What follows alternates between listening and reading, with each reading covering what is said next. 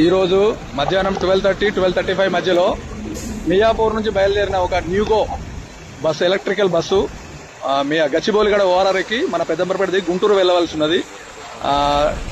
దాంతో ఆ టైంకి ఇక్కడ డౌన్ ర్యాంప్ దగ్గర లెఫ్ట్ కరువు తీసుకునే ప్లేస్ లో డ్రైవరు సరిగా తీసుకోనందువల్ల అది రైలింగ్ తాకి కింద పడింది బ్రిడ్జ్ మీద నుంచి. దాంట్లో 15 మంది వరకు ప్రయాణికులు ఉన్నారు. ఇమీడియట్ గా మేము రష్ అయినాము. మేము ఓఆర్ఆర్ టీం వచ్చి అందరినీ రెస్క్యూ చేసినాము. ఎవరికైతే క్యాజువాలిటీ కాలేదు. ఇంజురీస్ మాత్రం ఒక 6 మందికి బ్లడ్ ఇంజురీస్ అయినాయి, బ్లీడింగ్ ఇంజురీస్. వాళ్ళని ఇమీడియట్ గా కొంతమంది డిఆర్డీ అపోలో, కొంతమందిని హయత్ నగర్ వీలైనంత వరకు దగ్గరున్న హాస్పిటల్లో అడ్మిట్ చేశాము.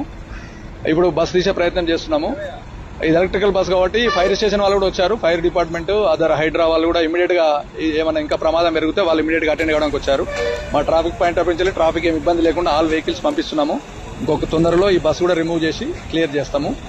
ఇప్పుడు ఈ ప్రాథమిక సమాచారం ప్రకారం అయితే డ్రైవర్ అప్రమత్తంగా లేకపోవడం వల్ల జరిగినట్టు కనిపిస్తుంది. ఆ లాండ్ ఆర్డర్ వాళ్ళు ఇన్వెస్టిగేట్ చేస్తారు. దాన్ని బట్టి ఫర్దర్ విషయాలు తెలుసు. Thank you.